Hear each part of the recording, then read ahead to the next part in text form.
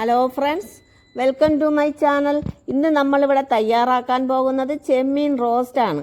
വളരെ സിമ്പിളായി എളുപ്പത്തിൽ ചെയ്തെടുക്കാൻ പറ്റുന്ന എന്നാൽ വളരെ രുചികരമായ ഈ ചെമ്മീൻ റോസ്റ്റ് നമുക്കൊന്ന് തയ്യാറാക്കി നോക്കാം. അതിനായിട്ട് ഞാനൊരു 1/2 കിലോ ചെമ്മീൻ കഴുകി വൃത്തിയാക്കി ഇവിടെ വെച്ചിട്ടുണ്ട്. ഇനി അതിലേക്ക് നമുക്കൊരു 2 സ്പൂൺ മുളക് പൊടി ഇട്ട് കൊടുക്കാം, 1 സ്പൂൺ മഞ്ഞൾപ്പൊടി ഇട്ട് കൊടുക്കാം, 1 സ്പൂൺ പെരിഞ്ജീരകപ്പൊടി ഇട്ട് കൊടുക്കാം, കുരുമുളക് പൊടി 1 സ്പൂൺ ഇട്ട് കൊടുക്കാം. ഇനി ആവശ്യത്തിനുള്ള ഉപ്പും കൂടി ഇട്ട് കൊടുക്കാം. പഴലുപ്പ് ആയതുകൊണ്ട് ഞാൻ അതിൻ്റെ വെള്ളമാണ് ഒഴിച്ചു കൊടുത്തേക്കുന്നത്. ഇനി ഇത് നല്ലതുപോലെ ഒന്ന് മിക്സ് ചെയ്ത് കൊടുക്കാം. ഇത് മിക്സ് ചെയ്ത് ഒന്ന് റെസ്റ്റ് ചെയ്യാൻ വെക്കുമ്പോഴത്തേക്ക് നമുക്ക് സവാളയും ചുവന്നുള്ളി, ഇഞ്ചി ഇതെല്ലാം നമുക്കൊന്ന് തൊലിച്ച് ചതച്ചെടുക്കാം.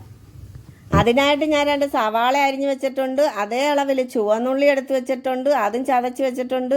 ഇനി ഒരു 10 അല്ലി വെളുത്തുള്ളി ചതച്ച് വെച്ചിട്ടുണ്ട്, ഒരു വലിയ കഷ്ണം ഇഞ്ചി ചതച്ച് വെച്ചിട്ടുണ്ട്, 2 പച്ചമുളക് അരിഞ്ഞ് വെച്ചിട്ടുണ്ട്, 2 തക്കാളി അരിഞ്ഞ് വെച്ചിട്ടുണ്ട്. ഇനി നമുക്കൊരു പാൻ എടുത്ത് അടുപ്പിൽ വെച്ചൊന്ന് ചൂടാക്കി എടുക്കാം. ചൂടായി വന്നപ്പോഴത്തേക്ക് നമുക്ക് വെളിച്ചെണ്ണ ഒഴിച്ചു കൊടുക്കാം. വെളിച്ചെണ്ണ ചൂടായി വന്നപ്പോഴത്തേക്ക് നമുക്ക് കുറച്ച് കറിവേപ്പില അങ്ങ് ഇട്ട് കൊടുക്കാം. ഞാൻ എന്ത് വെച്ചാലും ഞാൻ കറിവേപ്പില ഇട്ടിട്ടാണ് ഞാൻ ഇതിങ്ങനെ ചെയ്യുന്നത്. കറിവേപ്പില ഇട്ടിട്ട് ഇത് വറുക്കാനെടുക്കുമ്പോൾ കുറച്ചും കൂടെ നല്ല മണം കിട്ടും.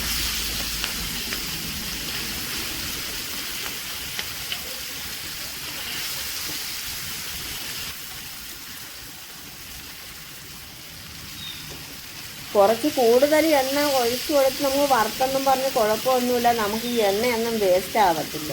ഈ എണ്ണയിൽ തന്നെയാണ് നമ്മൾ ഉള്ളിയും സവാളയും പച്ചമുളകും വെളുത്തുള്ളിയും ഇതെല്ലാം നമ്മൾ ഈ എണ്ണയ്ക്കകത്ത് തന്നെ നമ്മൾ വാട്ടിയെടുക്കുന്നത്. ഇതൊരു 90% ഒന്ന് മൊരിഞ്ഞ് വന്നിട്ടുണ്ട്. ഇനി നമുക്കിതൊന്ന് കോരി മാറ്റാം. കോരി മാറ്റിയിട്ട് നമ്മൾ തീയങ്ങ് ഓഫ് ചെയ്തിട്ടുണ്ട്, ഇല്ലെങ്കിൽ ഈ പൊടിയെല്ലാം കിടന്നങ്ങ് കരിഞ്ഞു പോകും. തീ ഓഫ് ചെയ്തിട്ട് മാത്രം നമുക്കിത് വാരിയെടുക്കാം. എന്നിട്ട് നമുക്ക് ബാക്കിയുള്ളതെല്ലാം ഇതിൽ തന്നെ നമുക്കൊന്ന് വാട്ടിയെടുക്കാം. സവാളയൊക്കെ വരട്ടാൻ വേണ്ടി ഈ എണ്ണ മുഴുക്കത്തില്ല, നമ്മൾ കുറച്ച് എണ്ണയും കൂടെ ഒഴിച്ചു കൊടുത്തിട്ടുണ്ട്. ഇനി 1/2 ടീസ്പൂൺ കടുക് ഇട്ട് കൊടുത്തിട്ടുണ്ട്, കുറച്ച് ഉലുവ ഇട്ട് കൊടുത്തിട്ടുണ്ട്, കുറച്ച് കറിവേപ്പിലയും കൂടെ ഇട്ട് കൊടുക്കാം. നമുക്ക് ചതച്ച് വെച്ച വെളുത്തുള്ളി ഇട്ട് കൊടുക്കാം, ഇഞ്ചി ചതച്ചതും കൂടി ഇട്ട് കൊടുക്കാം,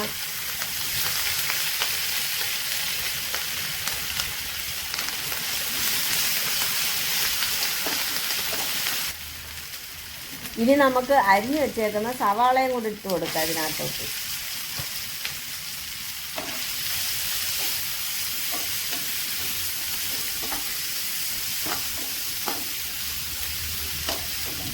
ചതച്ച് വെച്ച ചുവന്നുള്ളി ഇട്ട് കൊടുക്കാം.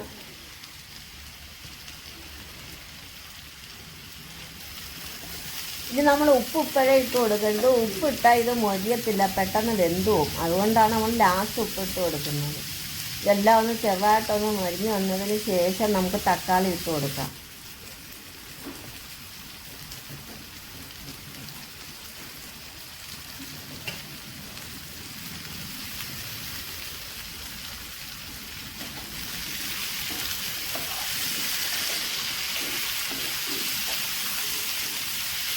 ഞാൻ 2 വലിയ തക്കാളി അരിഞ്ഞതാണ് ഇട്ട് കൊടുത്തേക്കുന്നത്. നമ്മൾ പുളിയൊന്നും ചേർക്കരുത്. പുളിയൊക്കെ ചേർത്താൽ വേറെ ടേസ്റ്റ് ആയിപ്പോവും, ടേസ്റ്റ് മാറിപ്പോവും, വേറെ ടേസ്റ്റ് ആയിപ്പോവും. അതുകൊണ്ട് പുളിയൊന്നും ചേർക്കരുത്. അതിന് പകരം നമ്മൾ 2 വലിയ തക്കാളി ചേർത്തിട്ടുണ്ട്.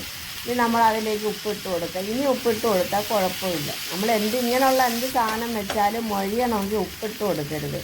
ഉപ്പിട്ട് കൊടുത്താൽ അത് മൊഴിഞ്ഞെടുത്തില്ല, പെട്ടെന്ന് വെന്തു പോകും. ഇനി നമുക്കിതൊന്ന് അടച്ചു കൊടുത്ത് നല്ലോണം ഒന്ന് വേവിച്ചെടുക്കാം.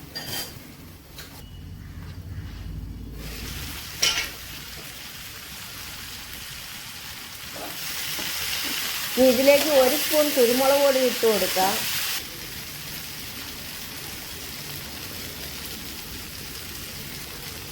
1/2 ടീസ്പൂൺ ഗരം മസാലപ്പൊടി ഇട്ട് കൊടുക്കാം,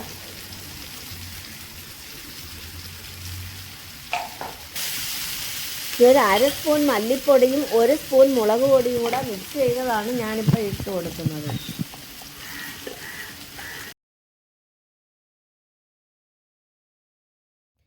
ഈ പൊടിയൊക്കെ ഒന്ന് മൂത്ത് വരുമ്പോഴത്തേക്ക് ഇനി നമ്മൾ നേരത്തെ പച്ചമുളക് അരിഞ്ഞ് വെച്ചിട്ടുണ്ട്, അതും കൂടി ഇതിലേക്ക് ഇട്ട് കൊടുക്കാം.